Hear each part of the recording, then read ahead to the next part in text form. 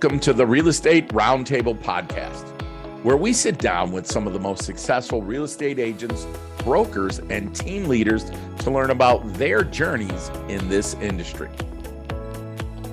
I'm your host, Art Bettuzzi, and as a seasoned real estate agent of 29 years, I'm always fascinated by the stories of how others found success in this business. On this podcast, we'll be talking to our guests about the obstacles they overcame, the lessons they learned, and the tips and strategies they're using in today's ever-changing market. Whether you're a real estate agent, broker, team leader, investor, or just someone interested in real estate, you're in the right place. Our guests come from a variety of backgrounds, and they all have unique insights to share. We want to have fun with these interviews, but we also want to make sure that you come away with actionable tips that you can implement in your own business. New episodes will be released weekly, so be sure to subscribe wherever you get your podcasts. Thanks for joining us on the Real Estate Roundtable Podcast. Let's get started.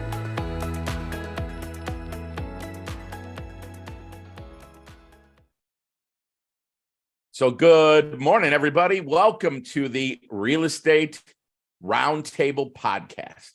I'm your host, Art Bettuzzi, and I am joined today by a former student of mine, Darraneika Lacy. Darraneika came through our pre-license course a little over 3 years ago. Yeah. And I have a very distinct memory of Darraneika saying, I just need this license so I can go out there and kill it. I said, all right, let's get you that license. So Darraneika passed the class, she passed the state exam, and she jumped into real estate with both feet 3 years ago. And I got to say, I've been watching her journey from afar. I've told her this, not like a creepy thing, but I've been watching her her socials, and I've been watching what she's been doing in the business. And I can tell you that she is a shining example of what somebody getting in this business can do when they put their mind to it, when they actually take the steps to be successful. So, Darraneika, welcome to the Real Estate Roundtable Podcast. Thank you for being here. Thank you for having me, Art. I am so excited. Such a pleasure for you to even think of me to be on this podcast. I feel great. I'm glad. You know, here's the thing is, I got to tell you, it's hard not to think of you. Okay, you have made it hard for people you know not to think of you, which is a great thing in real estate. Like I said, I follow you on your different socials, you know, Facebook, Insta, and I have been just impressed with the amount of real estate activity you've been involved in. I've been impressed with your ability to share with your sphere of influence what you're doing, how you're doing it. And I can see, based just on the number of posts that talk about the different properties you've sold or the different people you've helped, and how excited you get when you get a clear to close. I mean, those are my favorite posts, right? Those are my favorite posts. So, Darraneika, why don't you tell everybody, first of all, what's your background? How did you decide you wanted to come into real estate? Well, in 2019, I found out I was pregnant with my second child. And I was like, yeah, I'm going to need some additional income. I was working for a human capital management company, ADP. I was a account manager. My main focus, my background is payroll in corporate America. And I was making good money, but I was like, you know what? A second child means more expenses. I'm just going to need some additional income to get this thing rolling. So my godmother, she had took your class, and she was like, well, you know, when you're on maternity leave, you should go get your real estate license. So I was like, okay, that's pretty cool. I'll go and get it. So once my 6 weeks had passed, I enrolled into your accelerated course, and I just was like, okay, this doesn't seem bad. It doesn't seem too hard. Took the class. And then in February of 2020, I passed my state and national exam, and I joined a boutique brokerage, and I've just been running ever since, literally running. Yes, you have. Absolutely. So do you still work for the other company? No, I actually do not work for ADP. So I was able to get out of corporate America background setting.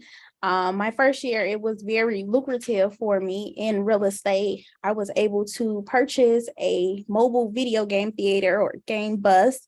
It's like a video game trailer on wheels in August of 2020. And I didn't get that until about June of 2021. And that was just like another tremendous success for me as well. So in addition to having a real estate business that was doing fairly well, I also have my mobile video game theater. So that has been able to take over that income from corporate America and make me be able to pretty much be like a stay-at-home entrepreneur type mom, and do my thing with 2 kids. Okay, so hang on. For those of us like me who don't know what what is it? It's a mobile video game theater. So it's a 26-foot trailer. It's loaded with 6 televisions. We have PlayStation 5, Xbox Series X, Xbox One, PS4. We have Nintendo Switches. It's like a kid's dream, guy's dream if they're gamers. And we pull up to your house. We pull up to corporate events. We've done baby showers. We've done family picnics, whatever you just want where kids are, or you just want some extra entertainment. We pull up to your front door and open our doors, and we're self-powered.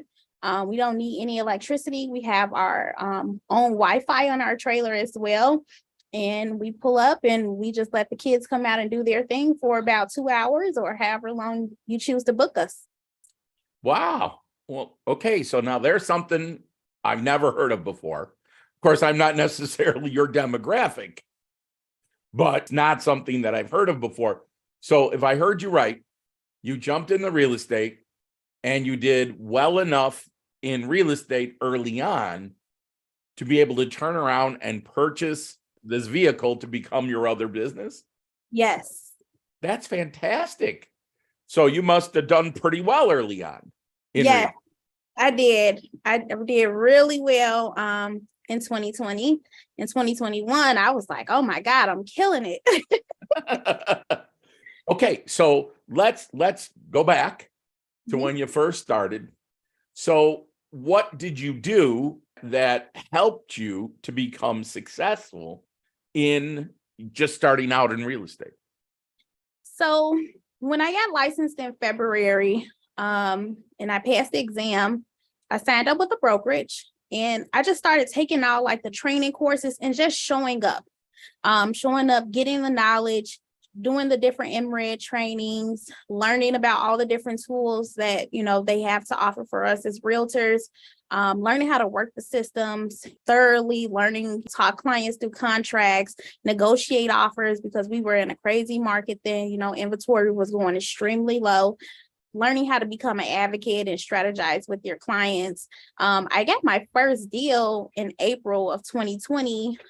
So I was just like posting on Facebook, like, hey, if you're looking to buy, sell, or invest, give me a call, and hosting like Facebook Lives, just interviewing like lenders, home inspectors. I would interview attorneys just to come on and educate people about the buying or the selling process, so they kind of understand what they're getting themselves into, or so that they can understand like a realtor doesn't do all of the work. It's actually like a team type thing. So yes, I'll help you through the initial first steps, but then, we also collaborate with other partners as well, because it's a group effort to close a transaction. So really, you got your first deal within the first 60 days Correct. of having your license, right? Yep.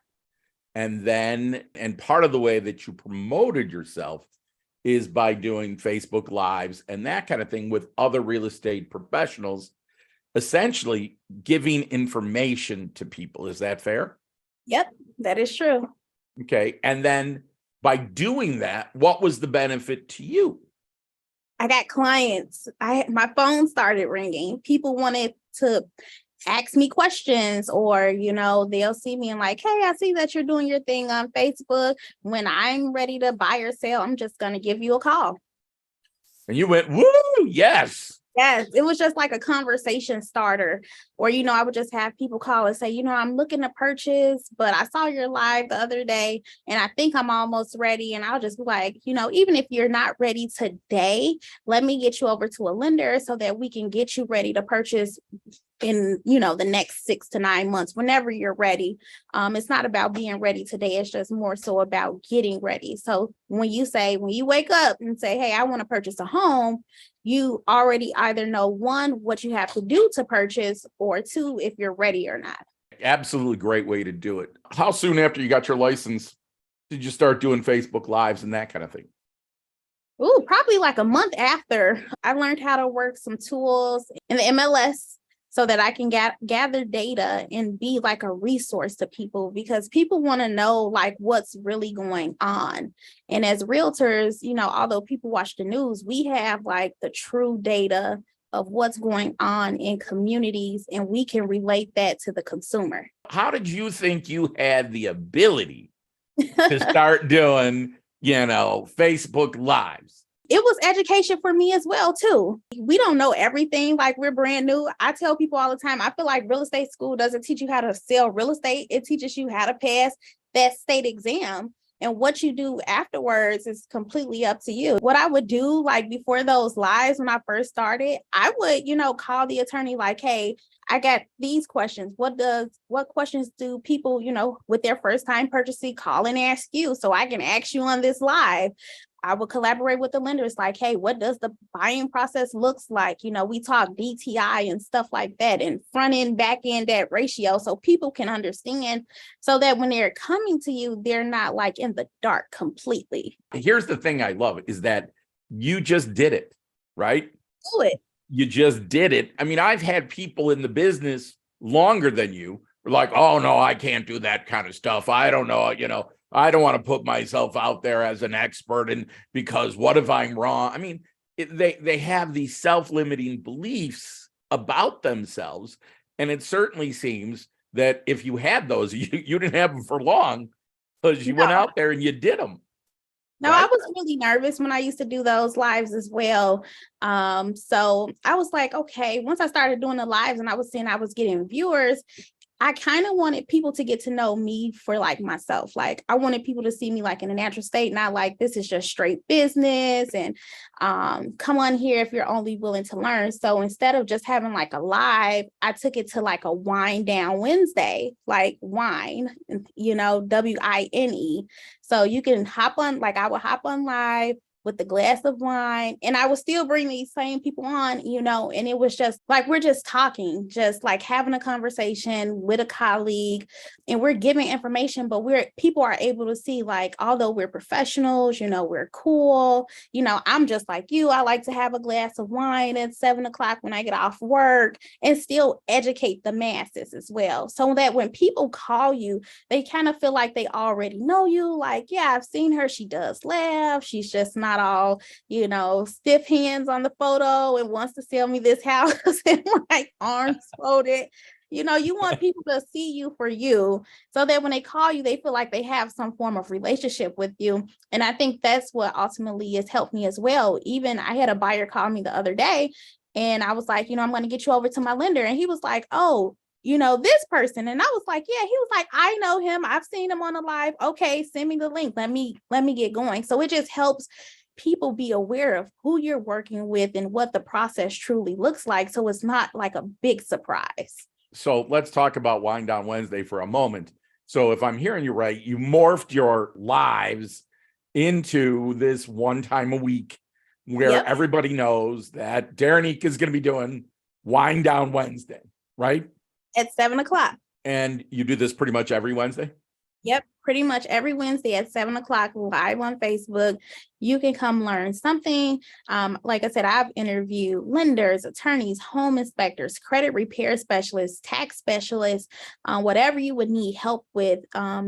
That was a good one. The tax specialist, I brought her on around income tax season, and we talked about all the new rules and regulations, just day-to-day stuff that people just need to be updated on. So like when they go out, they're like, oh man, I knew that. I learned that the other day. Right. Well, what's interesting is I've attended one of your wind down Wednesdays. And the reason I did is because you had a topic that I was like, geez, I don't know anything about this. And you had a couple of people on that were there to talk about a specific new program. Yep. And I gotta say, I was interested enough that I was like, okay, let's see what these guys got to say. And I learned some stuff. I mean, again, a guy who's been in the business as long as I have, you're going to continue to learn things. If you remember, I said right in our first class, you gotta be a lifelong learner in this business. Oh, you definitely do. I mean, and I think you make it easy, whether it's another broker or it's a real estate agent or it's the consumer. You're making it easy for them to just jump on and learn something. And because you're interviewing the expert, that credibility gets kind of handed off to you as well.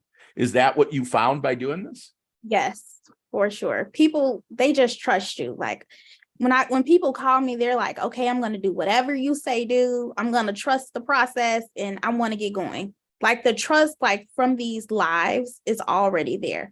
They seen me, they seen my service partners. They know what I look like. They know that I'm cool, but I'm still about my business, and the trust is there. Yeah. And I also think that you said a word earlier that really is the basis for modern day real estate, which is relationships. This is a relationship business. So by people interacting with you or by watching what you do, they feel like they know you, like they have this relationship already, right? Yep. That wall that you may have to tear down if you don't know that person and this is your first time meeting. I don't usually have that issue when people come to me or I take them out, because it's like, oh, they join my lives. They know who I am. And, they follow me every day. Like people look to see what I'm doing every day on Facebook. They like that. And ultimately that has helped me build my business to where it is today. Okay. So let's talk about your Facebook and your social. So we talked about the live aspect of it. Let's talk about the fact that you post pretty regularly, don't you? Yes, now, I do. Tell us do you have a plan? Do you have something that you're following for yourself? What do you use to make sure that you're consistently doing that? The real reason behind me posting every day is because technically, as a realtor, you are in violation if you go into someone's home and record it. Okay. How would someone know that I'm out here actively working every day if I can't show the house that I'm trying to sell to someone today? So I was like, okay, maybe if I post what I'm doing, people will understand that I am working and that my schedule is hectic and I'm still in compliance with all the rules and regulations so that I can remain a realtor. So I post those in real time, what I have going on today. Like today I have this podcast and then I have showings afterwards. So like I'm going to post that today I did a podcast and I'm going to do showings. So just so people can see like real estate is real. You're negotiating contracts, people offers are getting accepted. People want to see like what you're doing. And I learned that it matters. People want to see that you're working. And how you show them is through your Facebook posts and Yep. your Insta posts, that kind of thing, right? So you're intentional about this. Yes, very intentional. Okay. Doesn't it take a lot of your time? Nope, you can keep it short and sweet. what do you have going on today? Or, if you want to say a few encouraging words, every day, like today I woke up, I'm like, I don't feel like adulting, but it got to get done. And what am I doing today? And then if you're looking to buy or sell real estate, just give me a call. On your posts, you always have sort of a call to action. If you're looking to buy or sell, give me a call. But I don't feel when I read your posts or when I look at your posts that it's all about give me business, give me business. It's what you were saying about showing what you're doing or talking about what you're doing that people are resonating with. Now, I'm going to tell you what my personal favorite ones are of yours. And by the way, she's a great follow in terms of whether you're on Facebook or Instagram. Feel free to follow Darraneika. She's great. But usually on Sundays, she has what she's cooking that day. And as you can see, I'm a guy that doesn't miss many meals.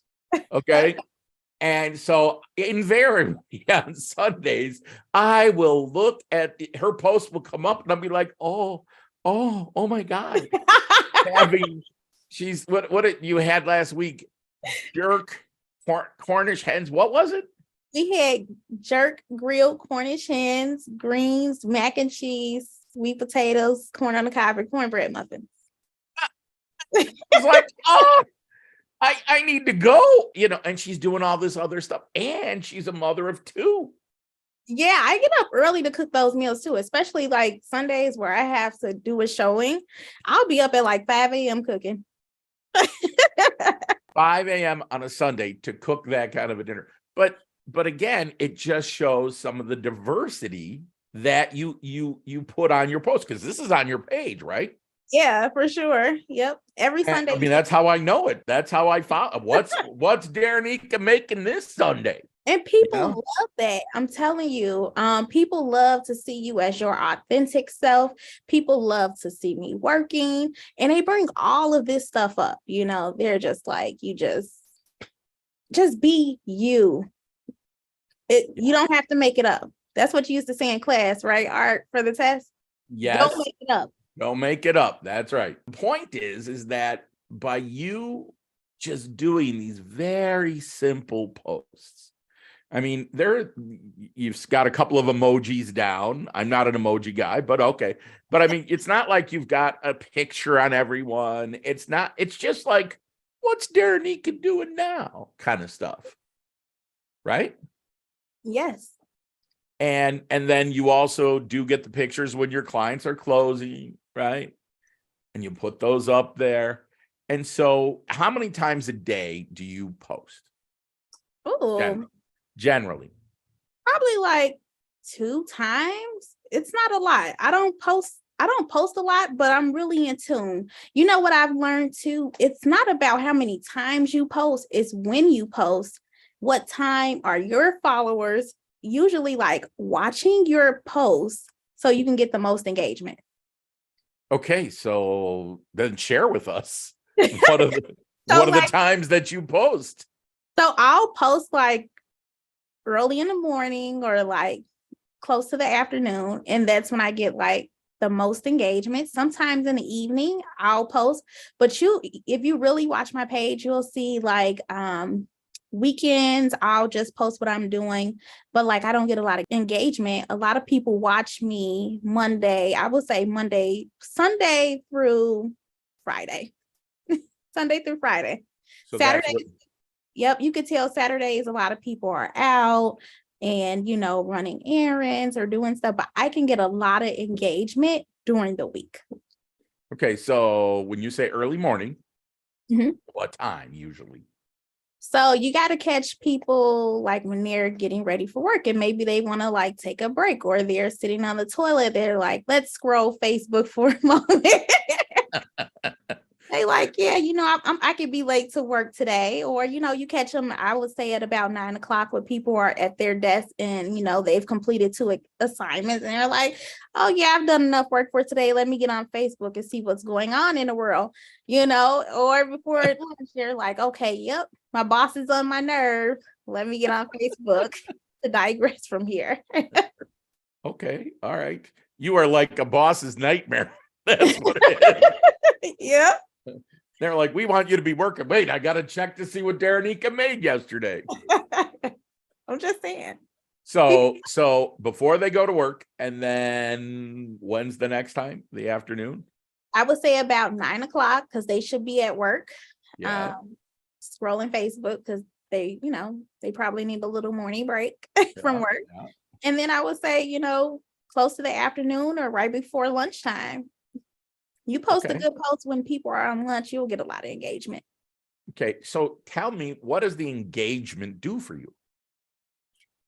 My phone rings a lot. Like people want to know how can they buy a home. People want to talk to you. So with engagement, your experience has been that when people engage, they are then taking the next step to ask you for help. Correct. Okay. And do you find that that comes in the form of a DM? Does it come in the form of a phone call? How do people reach out from Facebook or Insta? They'll DM me, they'll message me, they'll give me a phone call, they'll text me, and I'll say, hey, yeah, I'll call you at this time. Are you going to be free? And they'll be like, yeah, sure. There's a lot of people out there in our business that will say, social media doesn't work. I've never gotten any business from social media. How do you respond to those people? I would tell them, keep posting and keep going. I just told an agent this too, but she was like, none of my business come from social media. And I was like, I beg to differ. I just helped a young lady close on a home. I don't know her from the man on the moon. She found me on Facebook. And she was just like, yeah, I'm going to go with you to purchase. And I see you're working every day. I see you close deals and I want you to help me. So you just have to keep going. Even though people aren't liking your post or engaging with your post, they're watching. Like, Art, you said you're a far watcher. I have another client that came to me about a month ago. And she was like, I'm not your friend on Facebook. I watch you from afar, an older woman. I would say this woman is about in her 60s. We are not friends, but she was like, I love what you're doing, everything that you have accomplished. I'm so proud of you and I want to work with you. She's never liked any of my Facebook statuses. She's not my friend on Instagram. And she told me this, but she was just like, I knew when it came down to me ready to purchase a home, I wanted to work with you because you have remained consistent. So even if you're not getting the engagement at that time, you have to keep going because people are watching. I'm finding that a lot of my clients are coming from social media and they may not be my friend, but they are watching me. And one lady was like, I just want to see how consistent were you going to be with your own business before I worked with you. Wow, that's a powerful statement. Yep. I got to tell you, that wouldn't have occurred to me as a guy that's been doing this as long as I have. It's always been deal with the person in front of you, right? But what people are doing, it seems, that they are keeping an eye on what you as a real estate broker have going on. One, to see what you have going on. Two, potentially see what's going on in the market. And three, to see how you show up for your business. Yes, people are watching. I know that it's hard to, stay motivated. Like, hey, it's not working for me, but I encourage people to keep going. It definitely works. It makes a difference. And did you have a big base of people on either Facebook or Insta before you started in real estate? No, I thought I had friends that couldn't even afford to buy, honestly. I'm like, I don't know anyone, who can really purchase real estate, especially, people around my age, but I have turned them into buyers because I have made it seem achievable for them. That's a big part of the sell, isn't it? Yes. And you talked about this a little earlier in terms of having the other professionals at your, part of the team. And it seems like that's giving your people the confidence to be able to move forward with you. Is that a fair statement? Yes. And you know how I feel about this. So let me just ask this. Do you take people out buyers out who haven't been pre-approved? I do not, no. So the first step when you call me, I will say, hey, I will ask you some qualifying questions and then say, this is my preferred lender. Let me get you over. Have you been pre-approved? If they've been pre-approved, what I like to do is say, hey, send me over your pre-approval. I want to speak with your lender. I need to see where you are. Have you turned in all of your documents? What does your cash to close look like? What are your immediate needs so that I can better assist you? I do all of this before I even have like my buyer's consultation, because like I tell my buyers, I'm not the realtor that likes to do the hypothetical thing with you. I like to keep it real. Like, I need to know where you stand and how I'm going to help you when I'm writing this offer so that I'm acting in your best interest every time. And what are people's responses to you saying all that stuff? Oh, they love it. Like, oh, okay, not a problem.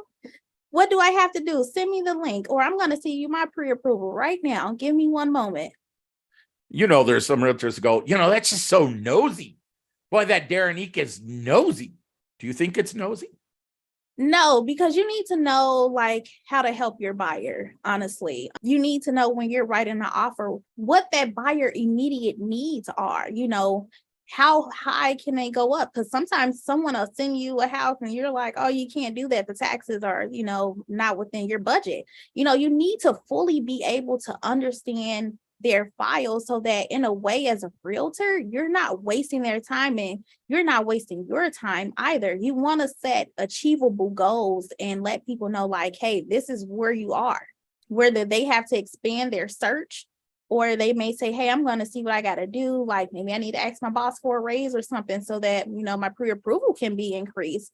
I like to do that because I just feel like I need to know where you are, what's going on here. So it sounds like you're very consultative. Yes. When you're working with a buyer or any of your clients, right? Mm-hmm. Have you ever had anybody get upset with you? Have somebody say, I don't want to talk to you about this, any of that? No, because I explained to them the why behind things. Like I let them know, how would you feel if I took you to see a home that I knew as a real estate broker that you couldn't afford to buy? I'm not selling a dream. I'm selling you your reality. And it's a home for every budget, honestly. I mean, you're right. There is a home for every budget, but sometimes that's an uncomfortable conversation to have, isn't it? Yep. But you know what? I think me doing the lives, me educating people, the way I say things, I come from a standpoint of, I want to help you. I want to understand this for you so that I can break it down to you in layman's terms. And buyers, they're just like loving it.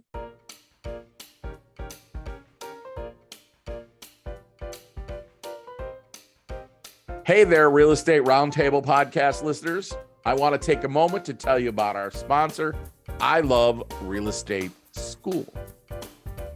If you're looking to get your real estate license or fulfilling your continuing education requirements, I Love Real Estate School's got you covered. As an Illinois licensed school, they offer the state-required broker pre-license course, managing broker pre-license courses, post-licensing courses, and continuing education.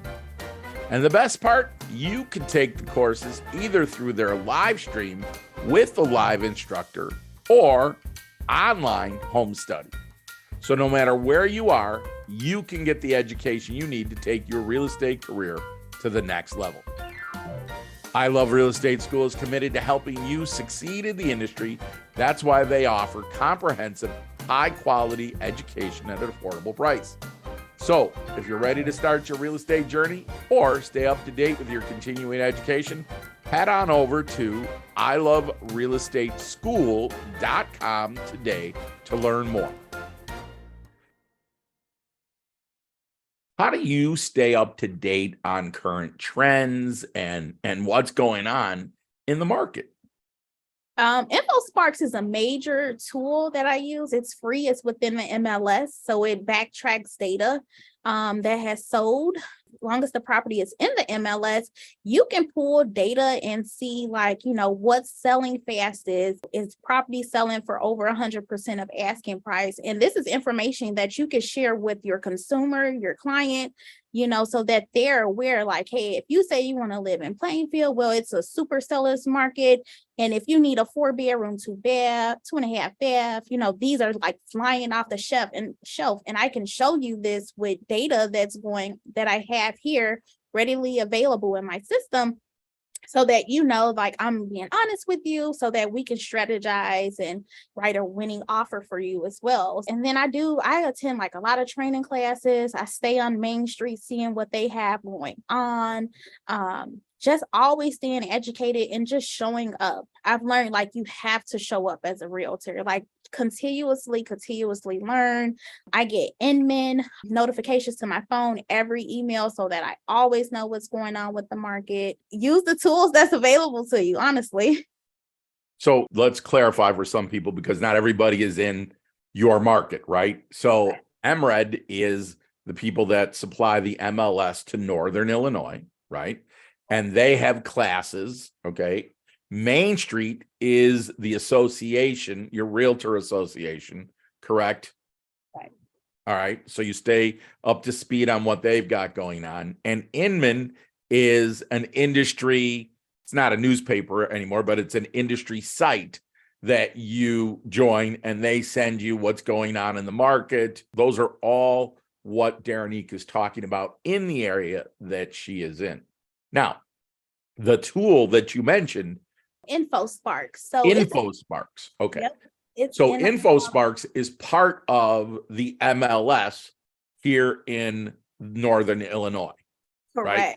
Yep. Okay. So in other MLSs, they may have a similar tool, but essentially, what little bit I know about InfoSparks is it's really just a data service that you can pull data for any area, any property that's been on the MLS. Is that accurate?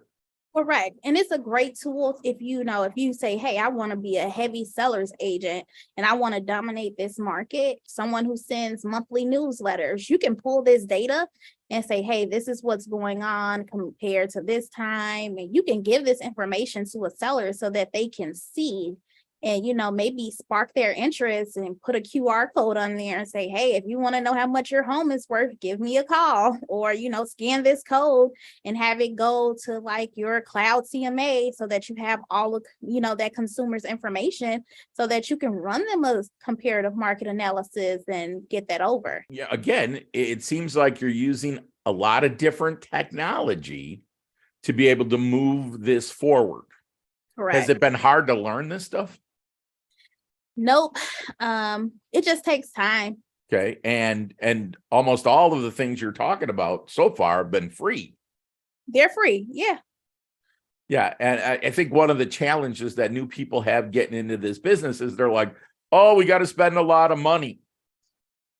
And here's the thing is that I always have contended that real estate is one of the lowest barrier to entry businesses that an entrepreneur can get themselves into, right? Mm-hmm. Dependent upon the state, it's a couple of $1,000s to get your own business. Now, back in the day, when I first started, we had newspapers, we had magazines that we had to pay for. We had a lot of other stuff. But today, utilizing social media and a lot of the tools that are given to you as part of your MLS or your association really make a lot of what we do very, very low cost or free.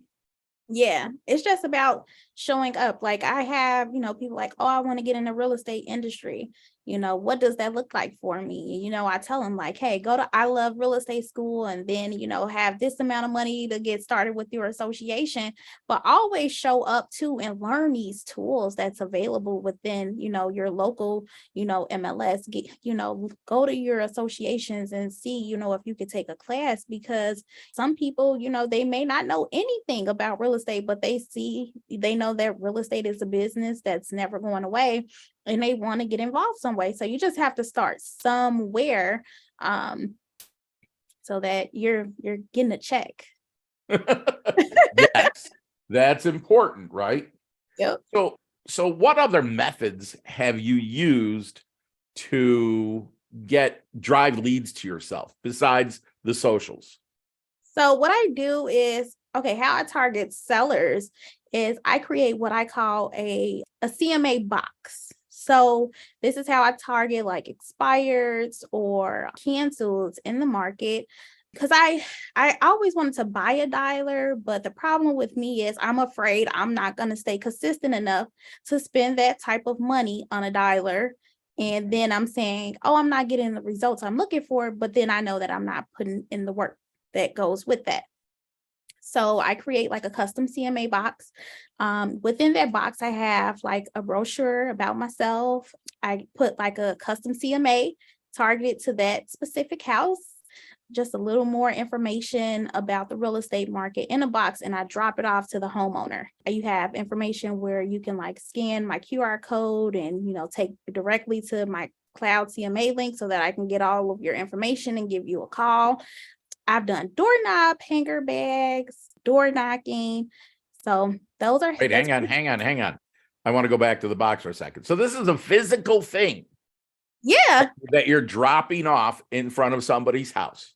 Yep. So like when you come home from work, it's like you have a package, and on the box it has like my photo and then like a background, and on the side it says your custom CMA, your custom CMA, your custom CMA. So it looks really just like professional, but it's simple and it's different because everybody's dropping off a CMA to a canceled or expired.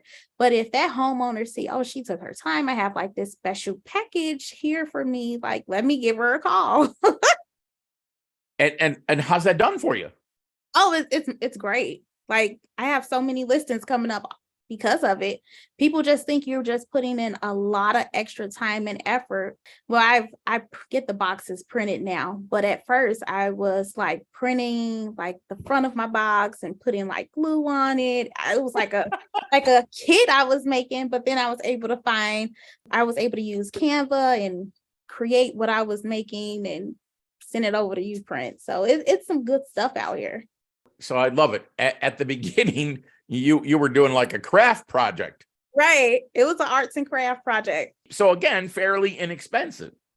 Fairly inexpensive. Yep. Okay, because you put a little elbow grease in there and you figured out how to do it. And that got you enough of a response that you decided to take the next step, create it on Canva, and then order the boxes from a company. Yep. But that's fantastic. And the fact that it works, that it sets you apart from other brokers that are looking to gain that business, cracks me up. I mean, that's awesome. People love it. That's great. Okay. All right. I love that. So then you said you've done door hangers with bags. Yep. Okay. And what's in the bag? Just your... It was just used to be, that was when I was like fairly new in the business and still trying to like figure this out. So just CMA in my business card. Oh, all right. Before the box. Before the box. Yep. Okay. So the door hanger was before the box. Then you evolved to the box. I evolved to the box. All right. I'm like, I got to step it up a notch. All right. Then you said you do door knocking as well? Yeah, I'll go knock on your door as well. And how's that go for you? It's iffy, some people are like, get off my doorstep. And I'm like, oh, okay, well, if you ever want to sell your home, give me a call. Now, do you do that randomly, or do you do it around a plan, like around open house or a listing that you have? I do it randomly. If you're trying to target like a specific area, then yeah, you can do that as well. But I do it like when I have like an open house, I'll go out like the day before and knock on the neighbors' doors and say, hey, it's going to be increased traffic in your neighborhood tomorrow. I'm having an open house over here at 123 Elm Street. So if you see a lot of cars coming through, then don't be alarmed. I'm a local realtor and we're hosting open houses. And you invite them to come too, right? Yep. And if you know anyone who wants to live in the neighborhood, send them over. That's great. How does that work for you? It works out well. I've had a couple ask me to come back and, can you give me, what my home is worth and what will it look like for me to sell? Yeah, I think I certainly understand and agree with the door knocking thing, especially around an open house, because people will see that you're taking this extra effort, and they go, boy, if she's doing it for that guy, she could do that for me, right? Yep. That's a great way to go. All right. What other types of ways do you generate leads for yourself? Right now, that's mainly it. My next thing, I'm really gonna get into like purchasing me a dialer, because the numbers look really good. I just have to say that I'm gonna commit to call, and that's the part that I'm struggling with. Knowing that I'm gonna sit here for a number of hours and just dial. You understand you're not dialing when you buy a dialer, right? It's Right. dialing for you. You're Yeah. just answering the phone. But do I remember that there was another form of advertising that you did? Oh, I That did. I've had billboards as well. So oh, billboards. yep. I've Oh, I've done billboards. I had like 10 billboards up and down the 290. Now that was just insane. My phone was ringing like nonstop, and I got a deal, probably like one of the hardest deals I've ever done in real estate. This deal is teaching me stuff. So I did get a deal off that, and those billboards pretty much paid for themselves with this deal. so let's talk about the billboard thing. You know, the reason I ask is because I saw that you were doing this. And I was like, now that's a cool thing because I don't see too many real estate brokers doing that. Now, the billboards themselves, when you say they're up and down 294, are they those huge billboards? And it's one of those electronic ones where you're up on a cycle or something? Yes, so it was a digital billboard. It was really high. So if you're driving down 290 East and getting off exit 12A, you may see me there. And with that, it was more so because I had heard like, oh, people are not going to call you off a billboard. But that's not true. People will call you. It was more so about just getting my face out there and people knowing who I am. So I was like, okay, well, if I'm not going to get the business, I just want people to know who Darraneika Lacy is, and people would call me like, oh, I'm going to work and I see you on the 290s. And I'm like, that's Darraneika. Like, people just want to know who you are. But I've certainly had a lot of people tell me, well, that's just so expensive. No.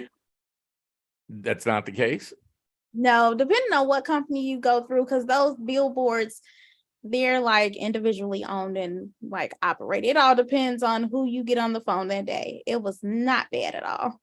It was worth every penny, especially the billboards in the suburbs. Now they're not as big as the ones that go up like in the sky in the city.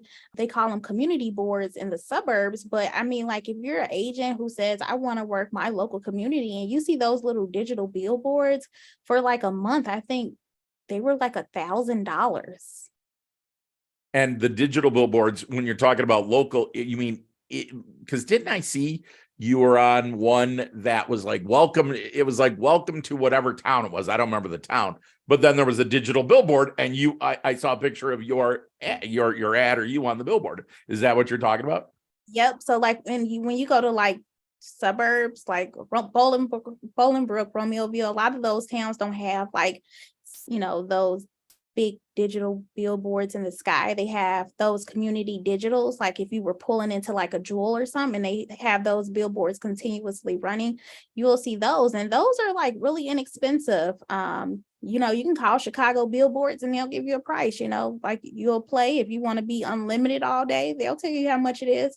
It's really worth the investment. I'm telling you, this guy whose deal I'm about to get ready and close, he called me off my billboard. He was literally driving on 290 East, and he said, I'm driving on the 290 East and I saw your billboard and I have a property I want you to sell. When can you come over? How much more direct can you get than that? Exactly. I'm like, okay, yeah, like, I can come Thursday at 2:00. That's fantastic. So that's a method that has worked for you. Yes, it has. And yet, again, we don't see a lot of real estate brokers taking advantage of that type of advertising. Anything else, any other types of advertising that or marketing yourself that you would recommend? If you have the pocketbooks, now radio advertisement, that's pretty expensive. But I think like with the number of listeners, because I have gotten like data from like, iHeartRadio, and they'll send you like the demographics, like who's listening. That's another great tool that you may want to jump into, if you have the pocketbooks to do so. So I'm looking into that as well. Okay, so you haven't done that, but you're looking into it. I'm looking into it. Got it. Excellent. So you're into this now for a little over 3 years, right?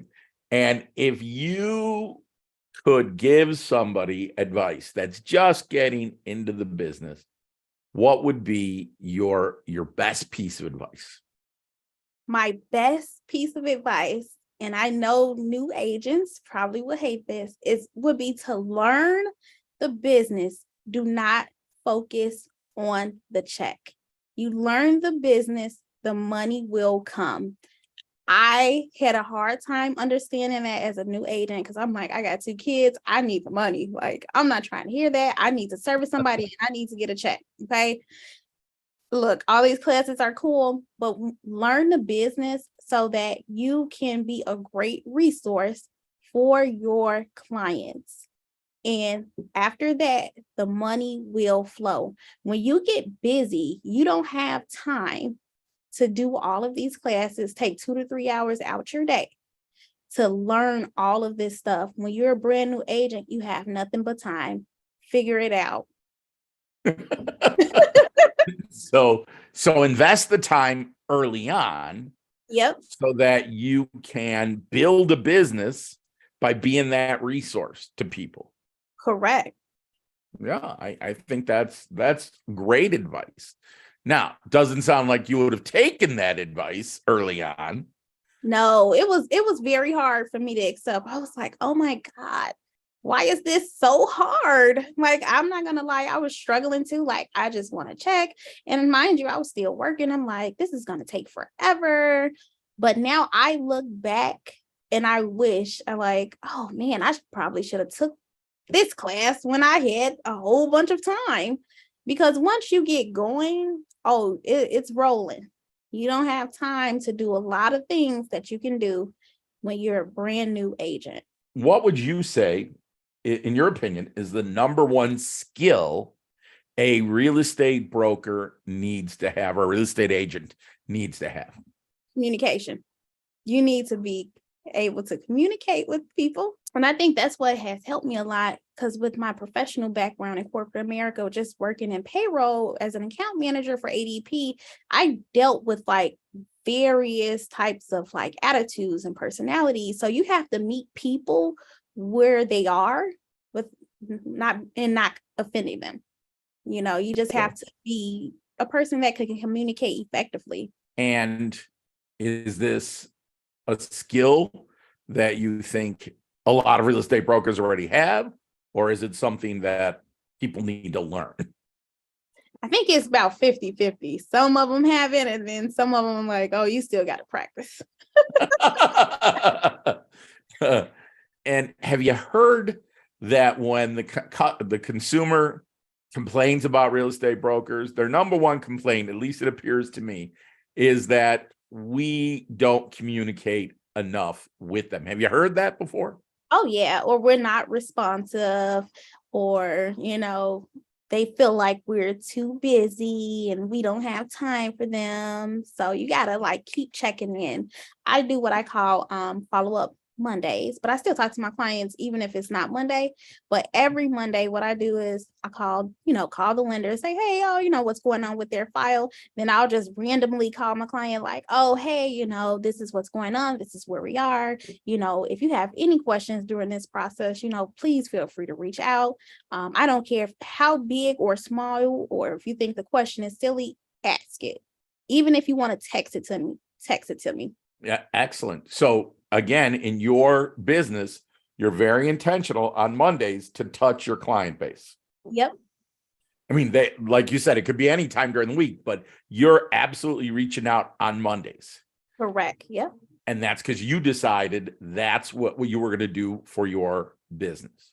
Yep. Follow-up Monday. Follow-up Monday. I love it. Have you had a lot of people that have dropped you as a real estate broker? No. I have not gotten fired yet. Don't seem sad about it. I'm not sad, but no, I've never been fired.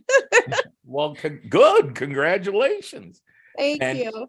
and it's stuff like this, follow-up Monday, that probably keeps you in front of them. And they know you're working, and they know based on following you in your socials that, not only are you busy, but you're out there looking out for them. Yes. I mean, I think that's the thing that has come through very much for me during this conversation, Darraneika, is that your clients know they got you on it. Yep, they do. Like, oh my God, I think I'm like two on it though. Like, I truly tell people like I got your back. Like, I am going to go to bat for you. I'm going to advocate for you. I'm going to be there for you. Like I tell people, right now, I just met you and you just met me. But by the end of this transaction, we're going to be family. Okay. I might become your sister, your niece, your cousin. You're going to adopt me into your family because whatever happens, I'm going to be there for you and you're going to appreciate it. So That leads me to something you and I talked about last week. So when you have a successful transaction, well, and I'm not sure, I think it's for your buyers, but it may be for your sellers, but for your buyers, you do it with both. All right. So tell everybody what you do. So once we close, I cook my buyers a meal of their choice. I don't care what it is, I'm cooking. Some days I have to get up extremely early again to cook those meals, but I cook. I've had like steak dinners. People ask for taco bars. One buyer, she just asked for a brunch for her and her girlfriends. And I'm like, oh yeah, sure. Cause I got all the stuff for like a brunch. Like I love to cook. So to be able to incorporate that into my real estate business just has been like a tremendous big deal for me. And people really appreciate that. I remember having a family and the wife's mom was having surgery the next day and they closed the day before the surgery. So she was like, we just got to get going. And just hearing that, like, oh, she's going to be busy. When is she going to feed these kids? And I created like a taco bar. So we had steak tacos, chicken tacos, ground beef. I do the shells, all the trimmings, bring them something to drink. So that's just a load off of them and that they can continue on with their day. And they love it because they've spent so much money purchasing their home. And then, they got these kids like, okay, now we're hungry. So just to have like food there already, it's just like, I don't have to worry about that. That's fantastic. So you pretty much do it the day that they close? Yeah, they get dinner after closing. I have the meal already in my car. Wow. Yep. Oh, I didn't know that. I just knew that you said you made them dinner. I didn't know that you did that. Oh yeah, the day they close, after closing, we go back to the property. I give them their meal and whether they choose to eat it there or take it to their own home, it's completely up to them. That's great. Again, very unique. Yep. Darraneika, very unique. And it certainly cements you in their mind as their realtor for life, right? Yes. I mean, who's doing that? Nobody. Nobody. So that's a great idea. And since you're executing that idea, again, you're getting more referral. Do you get a lot of referrals? Yes, I do. It's like I'm pretty much turning it into like a referral-based business, but people love it though. Can you imagine if someone just took that one load off of you after you've purchased your home? Sometimes the transaction probably could have gotten stressful for you, or it's a lot going on. It's a lot of moving pieces immediately after this, and you're like, oh man, I'm hungry. And you're like, I really don't have the time. That meal just comes in handy. Like, oh, she cooked for us. Thanks. Yeah. Well, and there's a stat out there that says that if you ask a typical buyer the name of their real estate broker 6 months after the transaction, it's something like 60% of them can't tell you the name of their real estate broker. I'm going to bet that 6 months after you closed with somebody, those people know your name. Mm-hmm. They do. And they probably remember what you made them for their dinner. Yep. They love it. Yeah, It is like the best thing ever. that's such a fantastic opportunity and very kind of you. And it's something that people don't forget. People I often see on the various Facebook boards, hey, what could I get for a gift for my buyer? Should I get them? And I'm not knocking anything that anybody gives anybody, a knife set, or should I give them this and give them that? I mean, there's a lot of great options out there. But obviously, you using your love for cooking in a way that helps these people really creates a stronger bond Yep. with them. Pretty Right? much.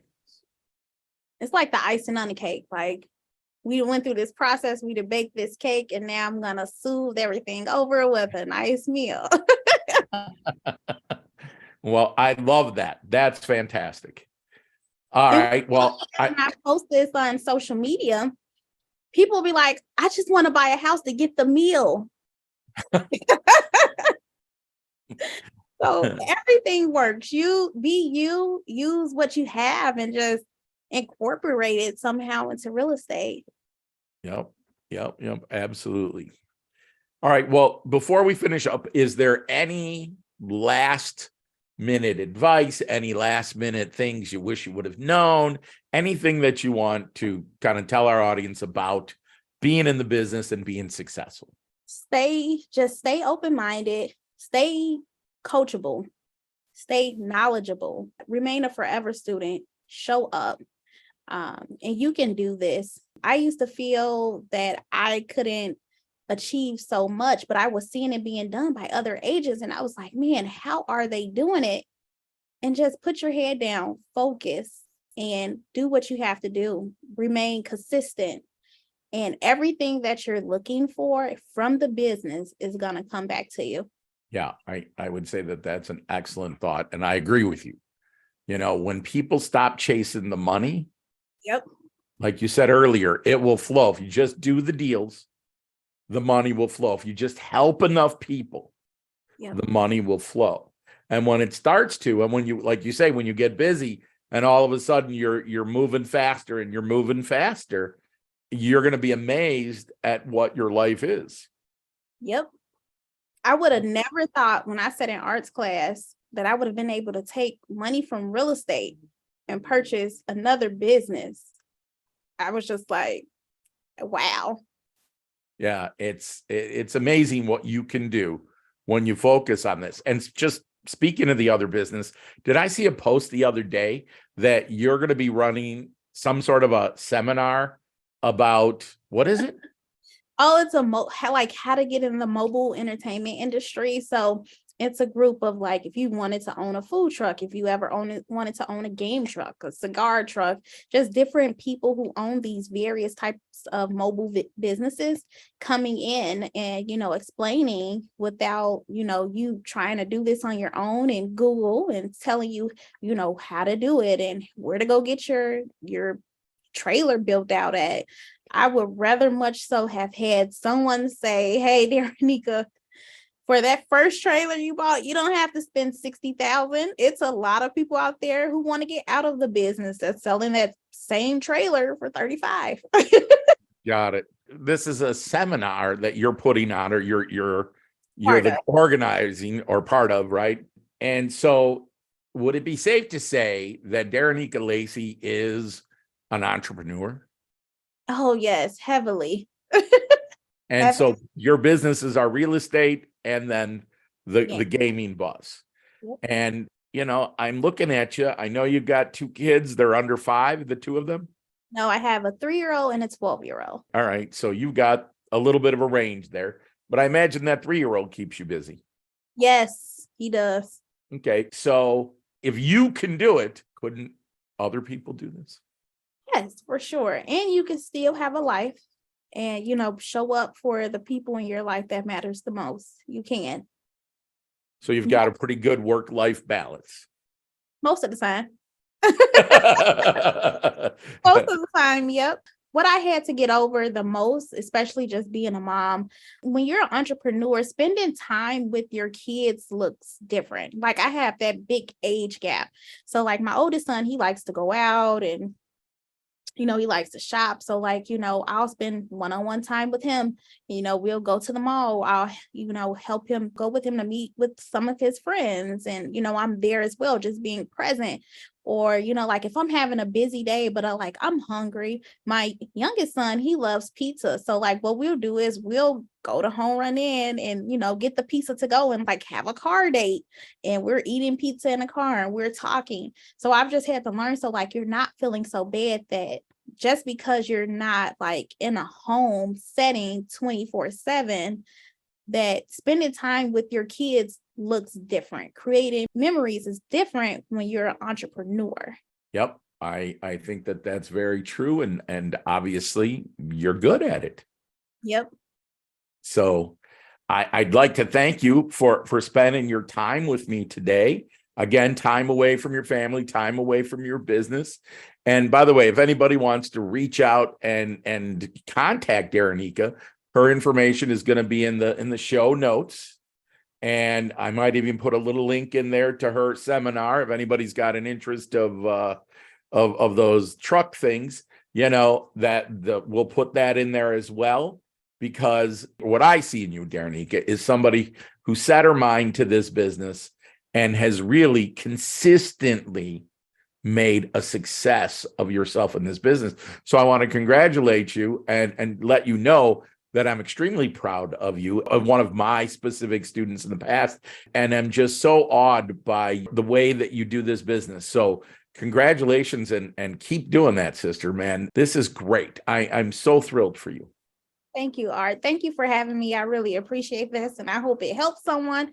Because trust me, I was once that new student that just did not understand how is someone doing 10 million in volume, or how is someone doing all this stuff? And then you're gonna start doing it. Stay consistent. I'm telling you.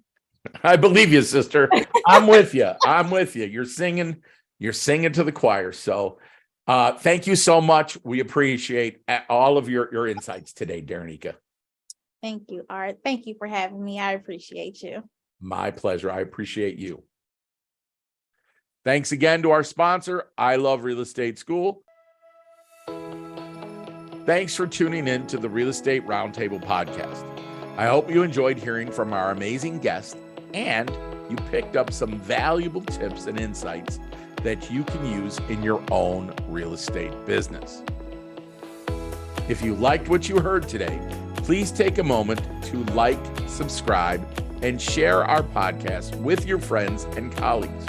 Your support means the world to us and helps us bring you more great content in the future. And if you're an agent who's interested in coaching, I'd love to hear from you. You can contact me directly through my website, myrealestatessalesmanager.com, or connect with me on social media. Thanks again for listening, and we'll see you the next time in the Real Estate Roundtable podcast.